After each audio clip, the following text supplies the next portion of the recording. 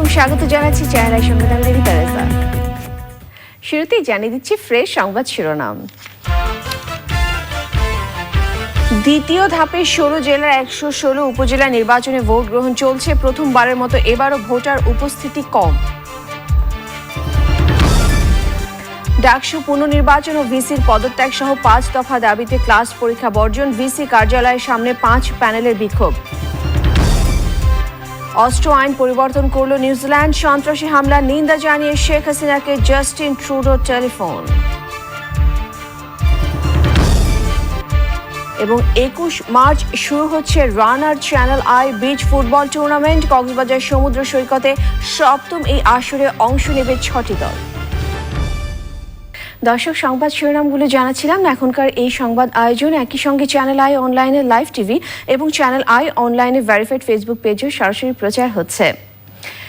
দ্বিতীয় ধাপের উপজেলা নির্বাচনে ভোট গ্রহণ চলছে। এবার মোট 5 বিভাগের 16 জেলার 116 উপজেলা নির্বাচন অনুষ্ঠিত হচ্ছে। তবে প্রথমবারের মতো এবারও ভোটার উপস্থিতি কম। সকাল 8টা থেকে ভোট শুরু হয়েছে, টানা চলবে বিকেল 4টা পর্যন্ত। প্রতিনিধি পাঠানো তথ্য ভিডিওচিত্রের সাদে ওমর রিপোর্ট। 20 দলীয় জোটসহ অন্যান্য রাজনৈতিক দল ও জোট বর্জন করায় এই নির্বাচনও অনেকটা একতরফা হচ্ছে।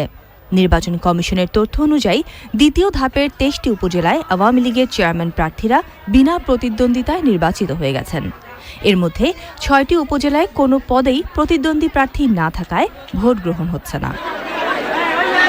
দ্বিতীয় ধাপে চেয়ারম্যান পদে মোট প্রার্থী 377 জন, ভাইস চেয়ারম্যান পদে 548 ও মহিলা ভাইস চেয়ারম্যান পদে 400 জন প্রার্থী প্রতিদ্বন্দ্বিতা করছেন। মোট ভোটার 1,79,09,006 জন এবং ভোট কেন্দ্র 7,039টি। মামলাজনিত জটিলতার কারণে গাইবান্ধার গোবিন্দগঞ্জ উপজেলা পরিষদ নির্বাচন স্থগিত রয়েছে। দলীয় প্রতীকে প্রথমবারের মতো উপজেলা নির্বাচনে বেশ কিছু কেন্দ্রে অনিয়মের অভিযোগে বন্ধ হয় ভোট গ্রহণ। কেউ যদি অনিয়মের সঙ্গে সম্পৃক্ত হয় তার বিরুদ্ধে কঠোর আইনানুগ ব্যবস্থা নেওয়ার কথা জানিয়েছে নির্বাচন কমিশন। তৃতীয় দফা নির্বাচন হবে 24 মার্চ, চতুর্থ দফায় ভোট 31 মার্চ। শেষ ধাপের ভোট গ্রহণ হবে ঈদ উল ফিতরের পর। Sadia Omar, channel I. দর্শক, সিলেটের বিয়ানীবাজার উপজেলায় আছেন সাদিকুর রহমান সাকি। সেখানকার ভোট গ্রহণ ও সার্বিক পরিস্থিতি জানতে আমরা এখন যাচ্ছি তার কাছে। সাকি, ভোট গ্রহণের সর্বশেষ পরিস্থিতি কি আমাদেরকে একটু জানাবেন? রিদিতা, ধন্যবাদ আপনাকে। আপনি নিশ্চয়ই জানেন যে দ্বিতীয় দফা যে উপজেলা পরিষদ নির্বাচন অনুষ্ঠিত হচ্ছে, সেই নির্বাচনে সিলেট জেলার 12টি উপজেলায় নির্বাচন অনুষ্ঠিত হচ্ছে। এখানে 12টি উপজেলায় মোট 17,93,710 জন ভোটার সকাল 8টা থেকে তাদের ভোটাধিকার প্রয়োগ করছেন যে আগামী 5 বছরের জনপ্রতিনিধি নির্বাচনে। আর এই নির্বাচনে এই 12টি উপজেলায় 175 জন প্রার্থী প্রতিদ্বন্দ্বিতা করছেন। এর মধ্যে চেয়ারম্যান পদে 59 জন প্রার্থী রয়েছেন, ভাইস চেয়ারম্যান পদে রয়েছেন 76 জন এবং মহিলা ভাইস চেয়ারম্যান পদে 40 জন প্রার্থী প্রতিদ্বন্দ্বিতা করছেন। তো এখন পর্যন্ত সিলেটে শান্তিপূর্ণভাবে নির্বাচন অনুষ্ঠিত হচ্ছে এবং শেষ পর্যন্ত নির্বাচন যাতে সুষ্ঠু এবং অবাধ করা যায় সেই লক্ষ্যে এখানকার সার্বিক নিরাপত্তা ব্যবস্থাও জোরদার করা হয়েছে। এখানে প্রশাসনের পক্ষ থেকে 4 স্তরের নিরাপত্তা ব্যবস্থা গ্রহণ করা হয়েছে। পাশাপাশি স্ট্রাইকিং ফোর্স হিসেবে এখানে কাজ করছে র্যাব এবং তাদের সাথে রয়েছে বিজিবি। এই মুহূর্তে আমি দাঁড়িয়ে আছি সিলেটের বিয়ানীবাজার উপজেলা পরিষদ প্রাঙ্গণে। এখানে আমার সাথে রয়েছেন সিলেটের জেলা প্রশাসক কাজী এমদাদুল ইসলাম। আমি তার কাছে জানতে চাইব যে উনি বেশ কয়েকটি নির্বাচনী এলাকা ঘুরেছেন এবং নির্বাচনী পরিবেশ পরিস্থিতি পর্যবেক্ষণ করেছেন। সিলেটের সার্বিক নির্বাচনী বিষয়ে কথা বলবো, তার সাথে জানবো সিলেটের সর্বশেষ নির্বাচনী পরিস্থিতি। সিলেটের নির্বাচনী পরিবেশ সম্পর্কে যদি আমাদেরকে একটু জানান, যে আপনি তো বললেন সকাল থেকে। ধন্যবাদ আপনাকে। আপনি যেমন বলছিলেন যে আমাদের সিলেট জেলায় মোট 12টি উপজেলায় নির্বাচন অনুষ্ঠিত হচ্ছে। 12টি উপজেলার বিভিন্ন সোর্স থেকে আমাদের তথ্য পেয়েছি। সকাল থেকে শান্তিপূর্ণ পরিবেশে ভোট গ্রহণ কার্যক্রম চলছে। কোথাও কোনো অপ্রীতিকর ঘটনা ঘটার খবর আমরা পাইনি। টোটাল কেন্দ্র হলো 816টি। সব কেন্দ্রে শান্তিপূর্ণভাবে ভোট গ্রহণ সকাল 8টায় শুরু হয়েছে। আমি এবং পুলিশ সুপার আমাদের সকাল থেকে আমরা বিভিন্ন উপজেলায় বিভিন্ন কেন্দ্রে আমরা দেখছি। ইতিমধ্যে আমরা দক্ষিণ সুরমা, গোলাপগঞ্জ এবং বিয়ানীবাজার উপজেলা অনেকগুলো কেন্দ্র সরজমিনে পরিদর্শন করেছি। আইনশৃঙ্খলা পরিস্থিতি ভালো। সিলেটের সার্বিক আইনশৃঙ্খলা পরিস্থিতি ভালো। ধন্যবাদ আপনাকে। রিদিতা, আপনি শুনতে পেলেন যে সিলেটের সার্বিক নির্বাচনী পরিস্থিতি নিয়ে সিলেটের জেলা প্রশাসক আমাদের সাথে কথা বললেন। আমরাও বেশ কয়েকটি নির্বাচনী এলাকা ঘুরে দেখেছি। এখানে এখন পর্যন্ত উল্লেখযোগ্য কোনো ঘটনা ঘটেনি। রিদিতা, এই ছিল সিলেট থেকে আমার কাছে সর্বশেষ নির্বাচনী তথ্য। সাকি, ধন্যবাদ আপনাকে। রংপুর পীরগাছা উপজেলার দুধিয়াবাড়ি এলাকার নির্বাচনের খবর জানাচ্ছেন মেরিনা লাভলি। মেরিনা, সেখানকার ভোটের কি খবর আছে আপনার কাছে? দুধিয়াবাড়ি সরকারি প্রাথমিক বিদ্যালয়, যেটি এই কেন্দ্রটি খুবই ঝুঁকিপূর্ণ একটি কেন্দ্র এবং এই কেন্দ্রে আমরা এসে যে পরিস্থিতি দেখতে পেয়েছি, এখানে কিছুটা বিশৃঙ্খলা ছিল। এখানে জাল ভোট দেওয়ার অভিযোগও এসছে এবং দুজনকে ইতোমধ্যে আটকও করা হয়েছে। এই মুহূর্তে আমার পাশে অবস্থান করছেন এই কেন্দ্রের দায়িত্বপ্রাপ্ত একজন পুলিশ কর্মকর্তা, তার কাছেই শুনবো বিস্তারিত। আমি এই কেন্দ্রের দায়িত্বে আছি। এই কেন্দ্রের দায়িত্বে চেষ্টা করতেছি যাতে কোনো প্রকার জাল ভোট এবং কোনো প্রকার দুর্নীতি না হয়, সেদিক দিয়ে আমরা সবসময় সজাগ থাকার চেষ্টা করতেছি। কিছুক্ষণ আগে কিছু ঘটছিল, দুইজন এজেন্ট, ওরা এজেন্টের দায়িত্বে ছিল, এজেন্টের দায়িত্বে থাকাকালীন ওরা ভিতরে ঢোকার ব্যালট পেপার নিয়ে ওরা সিল মারার চেষ্টা করছে। আমি তাদের ধরে আটক করে রাখছি। কোন দলের? আমি সম্ভবত নৌকা প্রার্থীর সপক্ষে। যেটি শুনছিলেন, আমরা এছাড়াও দু একটি কেন্দ্রে আরও অভিযোগ পেয়েছি এই ধরনের, যে যারা জাল ভোট দেওয়ার একটা প্রবণতা চালাচ্ছেন। সার্বিক পরিস্থিতি এখন পর্যন্ত আইন শৃঙ্খলা পরিস্থিতি সেটি মোটামুটি সন্তোষজনক এবং টহলে আছেন রংপুর জেলা থেকে যারা দায়িত্বপ্রাপ্ত ম্যাজিস্ট্রেট, তারাও এসছেন এবং আমরা বিজিবিকে দেখেছি মাঠে পরিদর্শন করতে। ধন্যবাদ আপনাকে। পাবনার বেড়া উপজেলার লক্ষ্মীপুর সরকারি প্রাথমিক বিদ্যালয় কেন্দ্র থেকে ভোট গ্রহণের খবর জানাচ্ছেন আখতারুজ্জামান আক্তার। আক্তার, আপনার এলাকায় ভোট কেমন চলছে, আপনি কিভাবে দেখছেন, আমাদেরকে একটু জানাবেন। আমি এখন আছি পাবনা জেলার বেড়া উপজেলার যমুনা নদী তীরবর্তী লক্ষ্মীপুর সরকারি প্রাথমিক বিদ্যালয় কেন্দ্রে। এখানে আমাদের মাঝে আছেন প্রিজাইডিং অফিসার, তিনি আমাদের বলবেন এখানকার পরিবেশ। আপনাকে ধন্যবাদ। আমি এই কেন্দ্রের প্রিজাইডিং অফিসার। সকাল থেকেই আমার এই কেন্দ্রে সুষ্ঠু শান্তশিষ্টভাবে ভোট চলছে। এখন পর্যন্ত প্রায় 25% ভোট সম্পূর্ণ হয়েছে। আশা করছি বিকাল 4টা পর্যন্ত মোটামুটি ভালোই ভোটই কাস্ট হবে। এখানে পুরুষ ভোটারের সংখ্যা বেশি আর মেয়ে ভোটারের সংখ্যা তুলনামূলক একটু কম। বেলা বাড়ার সঙ্গে সঙ্গে ভোটার সংখ্যা আস্তে আস্তে বৃদ্ধি পাচ্ছে। ধন্যবাদ। এই অঞ্চলে আইন শৃঙ্খলা, ভোট কেন্দ্রের আইন শৃঙ্খলা রক্ষায় নেতৃত্ব দিচ্ছেন এই অঞ্চলের অর্থাৎ আমিনপুর থানার ভারপ্রাপ্ত কর্মকর্তা মমিনুল ইসলাম। আমরা তার সাথে কথা বলবো, তিনি আইন শৃঙ্খলা নিয়ে আমাদেরকে জানাবেন যে ভোটারদের নিরাপত্তার বিষয়টি কেমন আছে এখানে। অত্র অঞ্চলে ভোটাররা শান্তিপূর্ণভাবে ভোট প্রদান করছে। সকাল 8টা থেকে ভোট গ্রহণ শুরু হয়েছে। প্রশাসনের এবং আইন শৃঙ্খলা বাহিনীর তৎপরতার কারণে মানুষ শান্তিপূর্ণভাবে ভোট প্রদান করছে। কোথাও কোনো বাধা বা বিপত্তির সংবাদ এখন পর্যন্ত নাই। সবাই উৎসবমুখর পরিবেশে ভোট প্রদান করছে। ভোট দিয়েছেন এরকম একজনের সাথে আমরা কথা বলছি। আপনি ভোট দিয়েছেন? ভোট কেমন হয়েছে? ভোট খুব সুস্থভাবে হয়েছে, ভালোভাবে হয়েছে। কোনো সমস্যা হয়নি? না, কোনো সমস্যা হয়নি। যেমনটি বলছিলেন আইন শৃঙ্খলা রক্ষাকারী বাহিনীর কর্মকর্তা এবং প্রিজাইডিং অফিসার, এবং যদি এই অবস্থা অব্যাহত থাকে এবং শেষ পর্যন্ত ভোটাররা নির্বিঘ্নে ভোট প্রদান শেষ করতে পারবেন, এমনটি প্রত্যাশা ভোটারদের। ধন্যবাদ আপনাকে। বাংলা ভাষার বঙ্গবন্ধু নামের একটি সচিত্র বইয়ের মোড়ক উন্মোচন করেছেন প্রধানমন্ত্রী শেখ হাসিনা। প্রধানমন্ত্রীর কার্যালয়ে মন্ত্রিপরিষদ বৈঠকের শুরুতে বইটির মোড়ক উন্মোচন করেন প্রধানমন্ত্রী। জাতির পিতা বঙ্গবন্ধু শেখ মুজিবুর রহমানের ভাষা আন্দোলন ও বাংলা ভাষা প্রচারে তার ঐতিহাসিক অবদানের প্রামাণ্য দলিল নিয়ে এই বইটি প্রকাশিত হয়েছে মুক্তিযুদ্ধ বিষয়ক মন্ত্রণালয়ের উদ্যোগে। পরে শুরু হয় মন্ত্রিপরিষদ বৈঠকের আনুষ্ঠানিকতা। এই সময় বাংলাদেশ সুগার ক্রপ গবেষণা ইনস্টিটিউশন আইনের খসড়া চূড়ান্ত অনুমোদনের পাশাপাশি মৎস্য ও মৎস্য পণ্য আইন এবং বাংলাদেশ বাতিঘর আইনের খসড়ার নীতিগত অনুমোদন দেওয়া হয়।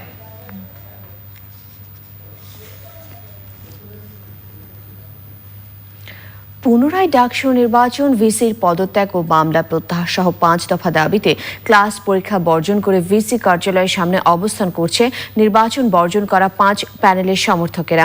ভিসি কার্যালয়ের সামনে রয়েছেন মিথিলা নাজনীন। আমরা এখন তার সাথে যোগাযোগের চেষ্টা করছি। মিথিলা, আমরা শিক্ষার্থীদের বিক্ষোভ শুনতে পাচ্ছি। এই মুহূর্তে সেখানে শিক্ষার্থীদের বিক্ষোভের কি অবস্থা, আমাদের একটু জানাবেন। রিদিতা এখনো ভিসি কার্যালয়ের সামনে অবস্থান করছে। পুনরায় পুনঃ তফসিল ঘোষণা করে ডাকসু নির্বাচনের দাবিতে এখানে এক হয়েছে ভোট বর্জনকারী 5টি দল। তার আগে তারা সকাল 11টা নাগাদ রাজস্মৃতি ভাস্কর্যের সামনে সকলে একত্রিত হয়। এই ভোট বর্জনকারী 5টি দলের মধ্যে রয়েছে বাংলাদেশ সাধারণ ছাত্র অধিকার সংগঠন সহ সমাজতান্ত্রিক ছাত্রফ্রন্ট, ছাত্র ইউনিয়ন অর্থাৎ বাম দলগুলো রয়েছে। তারা রাজস্মৃতি ভাস্কর্যের সামনে এক হওয়ার পরে পুরো ক্যাম্পাসটা প্রদক্ষিণ করে। মধুর ক্যান্টিন সহ অপরাজেয় বাংলা, এক কথায় পুরো ক্যাম্পাস প্রদক্ষিণ শেষ 12টা নাগাদ এসে ভিসি কার্যালয়ের সামনে অবস্থান নেন এবং তাদের দাবি পুনরায় তফসিল ঘোষণা করে ডাকসু নির্বাচন দিতে হবে, ভিসির পদত্যাগ, মিথ্যা মামলা প্রত্যাহার এবং যারা তাদের বিচার সহ মোট 5 দফা দাবিতে তারা এই আন্দোলন করছে। এবং তারা এটাও জানাচ্ছে যে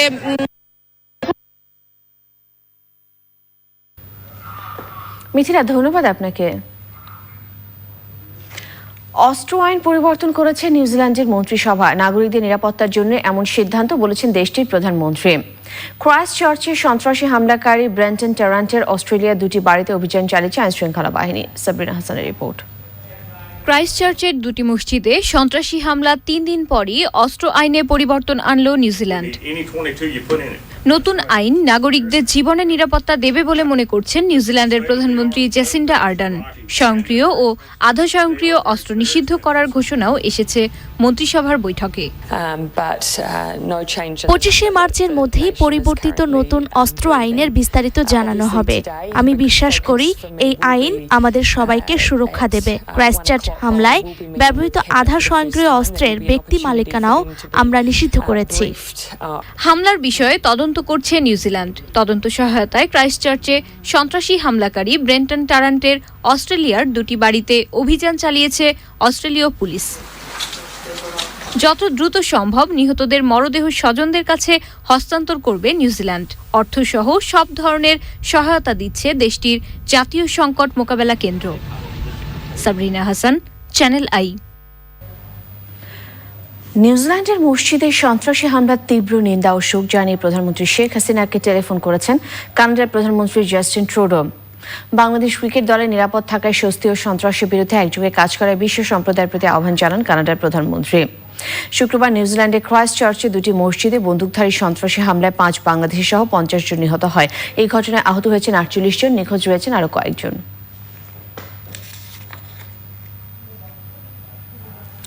উত্তাল মার্চ। সংগ্রাম আমাদের মুক্তির সংগ্রাম, আমাদের সংগ্রাম স্বাধীনতার সংগ্রাম।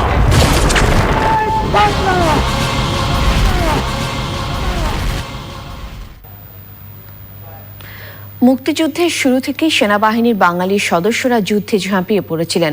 সেক্টর কমান্ডার ও সিনিয়র সেনা কর্মকর্তারা নেতৃত্ব দেবার পাশাপাশি সরাসরি যুদ্ধ করেছেন। শহীদ ও আহত তালিকা অনেক দীর্ঘ, তাদের বীরত্ব ছিল প্রবাদের মতো।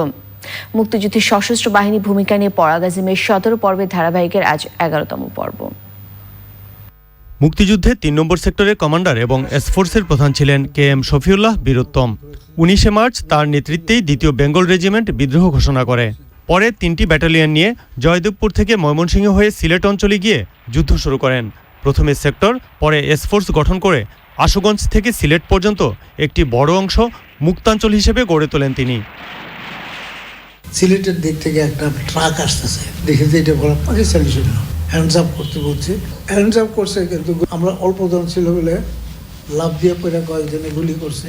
যে সেও করেছে কি এক পর্যায়ে দরজা খুলে জাম করে পড়ছে, পড়ে আমাকে জড়াই ধরছে।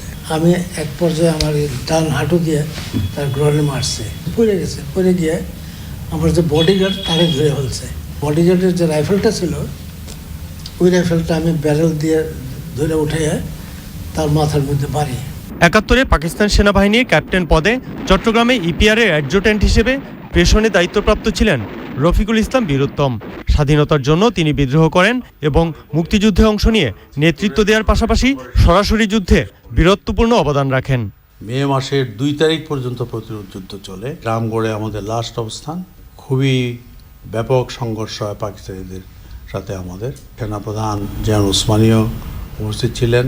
পাকিস্তানিরা অনেক সংখ্যায় গড়েরহাটের দিক থেকে আসছে ট্যাঙ্ক নিয়ে, আর অন্য দিক থেকে ইনফ্যান্ট্রি সোলজাররা আসছে। তাদের অনেক অস্ত্র গোলা বারুদ আর্টিলারি শেলিং হচ্ছে আমাদের উপরে, এবং এয়ারফোর্সের সেভার জেট দিয়েও আমাদের উপরে বোমাবর্ষণ হচ্ছে, স্ট্র্যাপিং হচ্ছে। এই অবস্থাতে আমরা তখন ফেনী নদী ক্রস করে সাবরুমে চলে আসি। চট্টগ্রামে জেড ফোর্স প্রধান জিয়াউর রহমানের নেতৃত্বে যুদ্ধে অংশ নেন অলি আহমেদ বীর বিক্রম। চট্টগ্রাম সহ 10 জায়গায় সরাসরি যুদ্ধে অংশ নেন তিনি। আমি এই ব্রিগেড সর্বপ্রথম ফার্স্ট ব্রিগেড মেজর ছিলাম বাংলাদেশ সেনাবাহিনীর। সর্বপ্রথম অংশগ্রহণ করি কালুঘাট যুদ্ধে, দ্বিতীয়বার অংশগ্রহণ করি মিরেশ্বরীতে প্রায় পাকিস্তান সেনাবাহিনীর 120 জন নিহত হয়। মূলত তারা আমাদের যে পজিশন ছিল সেই পজিশনের অভ্যন্তরে প্রবেশ করেছিল এবং তারা প্রস্তুত ছিল না, আমরা প্রস্তুত ছিলাম তাদেরকে আক্রমণ করার জন্য। চতুর্দিক থেকে 14টা লাইট মেশিন গান এবং একটা মেশিন গান নিয়ে তাদের উপর আক্রমণ করা হয় এবং প্রথম দিকে যারা এসেছিল তাদের মধ্যে কেউ ফেরত যেতে পারে নাই। কুমিল্লা অঞ্চলে বেশ কিছু অপারেশনে সাহসী ভূমিকা রাখেন তখনকার তরুণ সেনা কর্মকর্তা জামিল ডি আহসান বীর প্রতীক। সালতনদী এলাকায় পাকিস্তানি দখলে ছিল 30 পাঞ্জাবে, এবং ওইটা আমরা আক্রমণ পরিচালনা করে সারাদিন যুদ্ধ করে আমরা দখল করি এবং পাকিস্তানি বাহিনী ওখান থেকে উঠে যায়। আমাদের ওখানে দখলে রেখেছি যাতে চিটাগাংয়ের সাথে ঢাকার সাথে কোনো যোগাযোগ না থাকে, এবং আমাদের সাফল্য এটা যে আমরা জুলাই থেকে এই ট্রেন লাইনটা সম্পূর্ণভাবে বন্ধ রেখেছি। এরকম মুক্তিযোদ্ধাদের বীরত্বের কারণেই দ্রুত শত্রুমুক্ত হয় বাংলাদেশ। পরাগ আজিম, চ্যানেল আই, ঢাকা। সাবেক তারকা ফুটবলারদেরকে নিয়ে 21 মার্চ শুরু হচ্ছে Runner Channel i beach football tournament. সপ্তমবারের মতো বাংলাদেশ ফুটবল ফেডারেশন এবং ওয়াফের সহযোগিতায় টুর্নামেন্টের আয়োজনে এবারও থাকছে চ্যানেল আই। কক্সবাজার সমুদ্র সৈকতে বিচ ফুটবলে অংশ নিচ্ছে 6টি দল। তামান্না তানজিনার রিপোর্ট।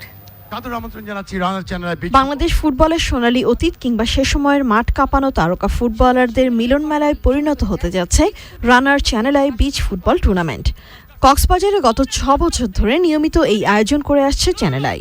পরিবার পরিজনের সাথে উৎসব আনন্দ তো থাকেই, সেই সাথে স্মৃতিচারণের সুযোগও পান সাবেক ফুটবলাররা।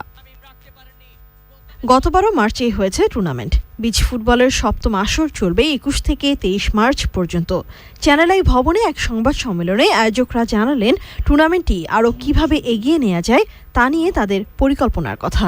6 বছরেও তাহলে আমরা কোনো না কোনোভাবে ফুটবল ফেডারেশনকে মোটিভেট করতে পারিনি, অথবা ওনারা আমলে আনেননি, অথবা ব্যস্ততা, অথবা কোনো একটা কোঅর্ডিনেশন সবার সাথে মিলে হয়নি, অথচ তাগিদটা কেউ এখন পর্যন্ত অনুভব করেনি। আমি মনে করি যে একটি টেলিভিশন চ্যানেল তার নতুনত্বের দিক থেকে সে চিন্তা ভাবনা করে এরকম একটি খেলার আয়োজনটা করেছে। বাফুফে যদি একাত্ম হয় তাহলে বিচ ফুটবল জুনিয়র সিনিয়র দুটো হতে পারে। আগামীর জন্য কিছু পরামর্শও ছিল পৃষ্ঠপোষকদের। এই যে করছি কোনো না কোনোভাবে এটা ফেব্রুয়ারি, মার্চ, এপ্রিলের দিক চলে যাচ্ছে, চৈত্র মাসে আমার মনে হয় যারা খেলেন তাদের জন্য পীড়াদায়ক হয়, যারা আসলে এটার মধ্যে অংশগ্রহণ করেন এবং আনন্দটা ভোগ করেন এই ফ্যামিলিরা যারা প্লেয়ার তাদের জন্য একটু পীড়াদায়ক হয়ে যাবে। এবার বেশি চৈত্র মাসে বালুতে পা রাখাটাই কঠিন। সবাই আমাদেরকে সহযোগিতা করেন যাতে সুন্দরভাবে এই আসরটি শেষ করে এসে আবার আগামী আসরের দিকে আমরা পা ফেলতে পারি, এবং আগামী আসর যাতে আমরা আগে করতে পারি সবার সহযোগিতা চাই এই ব্যাপারে। আগামীতে চাইবো অন্তত একটি ইয়ং জেনারেশনের বিচ ফুটবল খেলার ব্যবস্থা করা, অন্তত 2টি টিমকে নিয়ে একদিনের একটি খেলার যদি ব্যবস্থা করতে পারি, যাদেরকে নিয়ে আমি বাইরে যাওয়ার সুযোগ পাবো এবং যাদেরকে নিয়ে এই বিচ ফুটবলের আন্তর্জাতিক ক্ষেত্রে আমাদের পদচারণা করতে পারবো। টুর্নামেন্টের নিয়মিত আয়োজনের পাশাপাশি বিশ্বব্যাপী গ্রহণযোগ্যতা অর্জনে বাফুফের সহযোগিতা চেয়েছেন আয়োজকরা।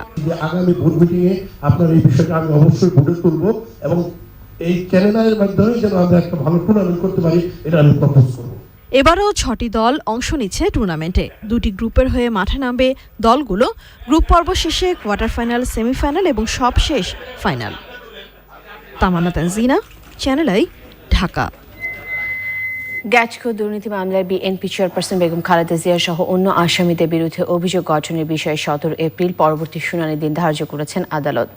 রাজধানীর বকশীবাজারে আলিয়া মাদ্রাসা মাঠে স্থাপিত 3 নম্বর বিশেষ জজ আদালতে শারীরিক অসুস্থতার জন্য বিএনপি চেয়ারপারসন বেগম খালেদা জিয়াকে আজ হাজির করা হয়নি। খালেদা জিয়ার আইনজীবী মাসুদ আহমেদ তালুকদার সময় চেয়ে আবেদন করলে আদালত তা মঞ্জুর করে পরবর্তী দিন ধার্য করেন। ঠিকাদারি প্রতিষ্ঠান গ্যাটকোকে অবৈধভাবে কাজ পাইয়ে দেওয়ার অভিযোগে খালেদা জিয়া সহ 24 জনের বিরুদ্ধে 2007 সালে তেজগাঁও থানায় মামলা করে দুর্নীতি দমন কমিশন।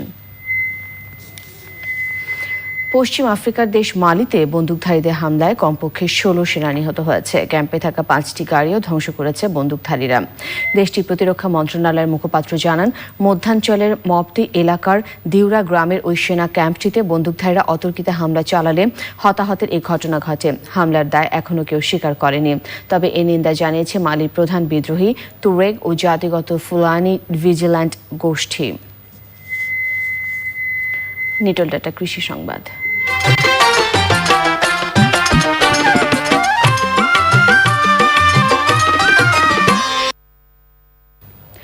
বাণিজ্যিকভাবে ফল, বনজ, ঔষধি ও ফুলের চারা উৎপাদন করে সাফল্যের নজির গড়েছেন যশোরের ঝুমঝুমপুরের এক উদ্যোক্তা। তার তালিকায় 20 একর জমিতে নার্সারিতে দেশি বিদেশি বিভিন্ন ফল, ফুল এবং ঔষধি গাছের চারা উৎপাদন হচ্ছে। যশোর থেকে আকরামুজ্জামানের পাঠানো তথ্য ভিডিওচিত্রে সুদীপ্তা মাহমুদের রিপোর্ট। যশোর নড়াইল সড়কের ঝুমঝুমপুরে রাস্তার পাশেই নানা রকম চারার সমন্বয়ে গড়ে উঠেছে নয়নাভিরাম এ নার্সারিটি। বাংলাদেশ নার্সারি নামে পরিচিত এ নার্সারির স্বত্বাধিকারী শহীদুল ইসলাম মনা। প্রতিদিন তার নার্সারিতে উৎপাদিত ফল ফুলের চারা স্থানীয় চাহিদা মিটিয়ে চলে যাচ্ছে দেশের বিভিন্ন অঞ্চলে। 25-30 টাকা নিয়ে লাভিয়েছিলাম। 15-16 বিঘা আছে নার্সারি মোট। এখন আমার আন্ডারে আছে 20-25 জন লোক কাজ করে। যদি কেউ উদ্যোগ নিয়ে করে আর সেই পরিশ্রম নিয়ে করে তাহলে অবশ্যই পারবে। এই ব্যবসায় সফলতা ছাড়া লস বলে কোনো জিনিস নেই।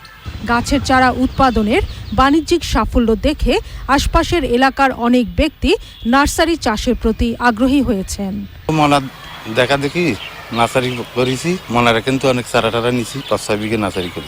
কাজ করি, চারা তৈরি করি। এই কাজ করে যা পাই তাই দিয়ে একটা ছেলে মাদ্রাসায় পড়ায়, একটা স্কুলে পড়ায়।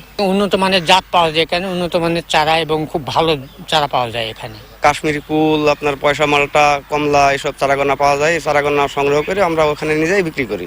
যশোরের নার্সারি ব্যবসার প্রসারকে ইতিবাচক হিসেবে দেখছে কৃষি বিভাগ। বাণিজ্যিকভাবে এরা উৎপাদনে এবং এটা একটা সাড়া জাগিয়েছে যশোরের মধ্যে আমাদের এই নার্সারিগুলো, যা আমাদের এখানকার লোকজনের কর্মসংস্থানের ব্যবস্থা করতেছে। এছাড়া দেখা যাচ্ছে যে আমাদের যে বিভিন্ন উন্নত মানের যে সমস্ত ফলের জাত আছে এবং আমাদের যে বৃক্ষ আছে, এইগুলো তারা এখানে বিপণনের ব্যবস্থা করতেছে। এই অঞ্চলের চারার মান ভালো হওয়ায় চাহিদাও রয়েছে দেশের সর্বত্র। Sudipta Mahmud, channel I. এবারে প্রকৃতি সংবাদ।